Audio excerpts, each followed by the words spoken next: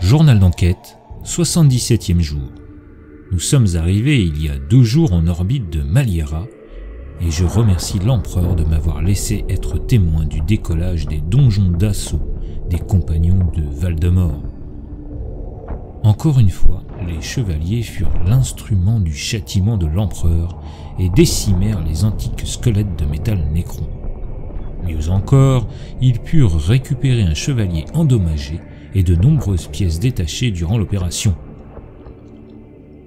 Il y a plusieurs jours, j'ai rêvé d'elle, encore, mêlant dégoût et plaisir dans une étreinte qui me laissait haletant et hagard lorsque l'un de mes valets fit malencontreusement tomber mon ceinturon alors qu'il préparait mes atours. Encore ce goût de sucre, celui du fruit, ou celui de sa peau peut-être, la chaleur de ses mains, la douceur de son corps. Avant ce brusque réveil, j'aurais pu jurer qu'elle avait glissé quelques mots à mon oreille. L'esprit fou est la clé. Tiens bon, petit humain. Je serai bientôt à tes côtés. Peut-être oserai-je un jour parler de ces épisodes à Penumbra, et peut-être ce jour-là, la laisserai-je sonder mon esprit en quête de réponse. En attendant, certains mots ne prirent guère de temps à trouver du sens lorsque Sir Mortian, des compagnons du Valdemort, m'annonça avoir découvert une sorte de programme corrompu dans l'armure retrouvée sur Maliera. Ce programme semblait se répandre dans la machine de façon totalement désordonnée, mais un schéma se dessinait pourtant. Après avoir passé des heures à étudier ce programme, nous constatâmes qu'il ne se dupliquait que dans les appareils de communication. Je ne pus malheureusement garder aucun fragment du programme corrompu pour d'évidentes raisons de sécurité. Je me hâtai donc de vérifier cette théorie avec le casque Black Templar que je conservais précieusement dans ma cabine depuis son écoute. Quelle ne fut pas ma surprise quand je constatai sa disparition. En même temps, les événements mystérieux à bord de notre croiseur se multipliaient.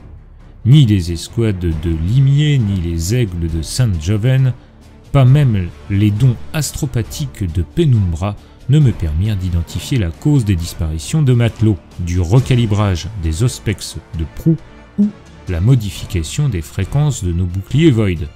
Concernant ce dernier fait, j'avoue que le mécontentement, mêlé de frustration des mécaniciens du bord, lorsqu'ils découvrirent que l'esprit du croiseur, d'habitude revêche et obstiné, avait apprécié la modification, m'arracha bien plus qu'un sourire.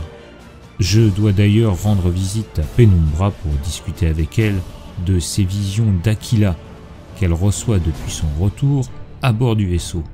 Ces visions emplies d'antiques batailles, d'or et de lumière sont encore un mystère de plus dans toute cette histoire.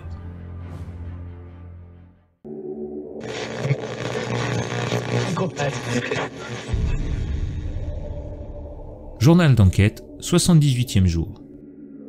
Malgré toutes nos recherches, nous n'avons retrouvé aucune trace des hérétiques de la Death Guard sur Maliera, alors même que les cadavres des Drukhari leur faisant face étaient découverts horriblement mutilés.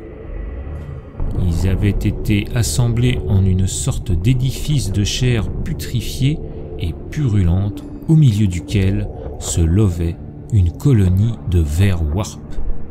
Par l'empereur, je n'oublierai sans doute jamais le bruit des mandibules mordant cette statue grotesque, plus écœurant encore que des bulles de fécules de cadavres portés à ébullition. La flotte de vaisseaux chaotiques, quant à elle, a disparu de l'orbite de Biralto, et sa position actuelle nous est inconnue. Encore une fois, je me trouve dans une impasse. J'ai appris de sources sûres que 2 flottes impériales s'approchent en ce moment même du sous-secteur Thulianum, mais je crains qu'elles n'arrivent trop tard.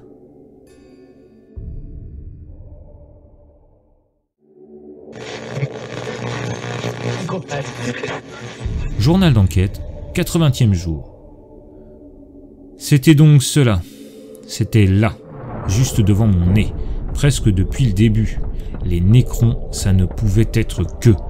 J'ignore encore pourquoi une telle machination et de tels efforts pour cacher les restes de l'expédition du vieux Yarrick, mais je sais désormais qu'ils opèrent au moins en partie depuis le monde de Tioné. Si les récents mouvements des vaisseaux Nécron au-dessus de la planète la plus lointaine du système n'avaient pas suffi, les cogitateurs nous ont montré que la fréquence de l'engramme corrompu se rapproche énormément de la fréquence émise par cette planète, jusqu'à l'oscillation de ses satellites jumeaux. Savoir que cette découverte n'a été possible que parce que les auspex de notre vaisseau ont été recalibrés par notre énigmatique visiteur me plonge dans une grande perplexité.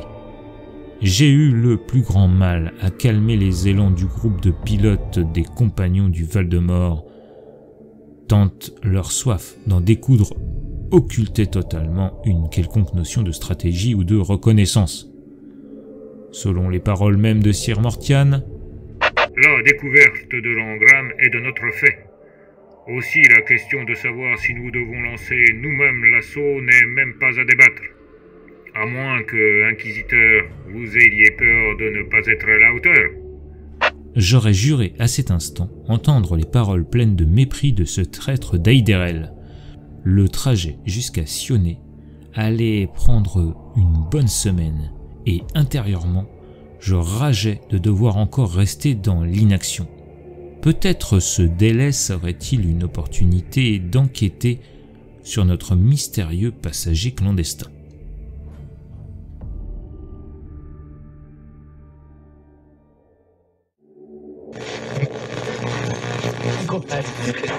Journal d'enquête, 83e jour. C'est pire que j'imaginais. Plusieurs preuves indiscutables retrouvées ces derniers cycles montrent que les matelots portés disparus, désormais au nombre de 61, détenaient des objets et des livres marqués du même E à 4 branches, présents sur les combinaisons des hommes massacrés dans le destroyer qui nous a percutés. L'empereur me pardonne, je ne sais pas quelle conclusion tirer de tout cela. Avait-il dérobé des effets lors de l'exploration du destroyer ? Ou plus vraisemblablement, appartenait-il à la même organisation ? Si cette hypothèse s'avère juste et que l'intégrité de l'équipage est compromise, il est de mon devoir de lancer des fouilles et des interrogatoires systématiques. Tant de choses à faire et si peu de temps.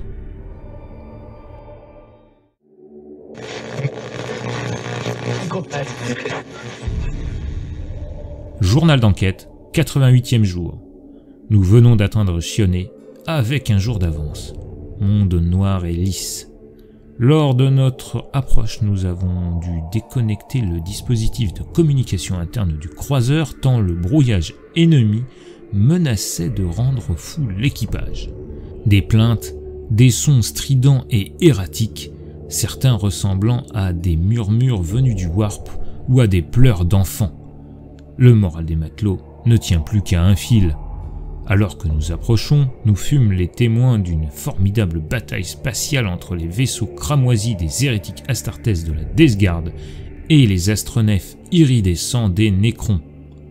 Les explosions de torpilles et les rayons d'énergie emplissent les baies d'observation de flashs stromboscopiques même à cette distance. Le spectacle était proprement apocalyptique, et même si j'adressais un remerciement silencieux à l'empereur, de voir ses ennemis s'entretuer, je ne pus réfréner un frisson le long de ma nuque. Le capitaine Phileus m'annonça quelques minutes plus tard avoir trouvé une voie d'accès à la source du signal. La bataille en cours nous offrait une diversion des plus inattendues. Au moins, cette fois-ci, pourrais-je assister au combat, espérant une fois encore comprendre le fin mot de toute cette histoire.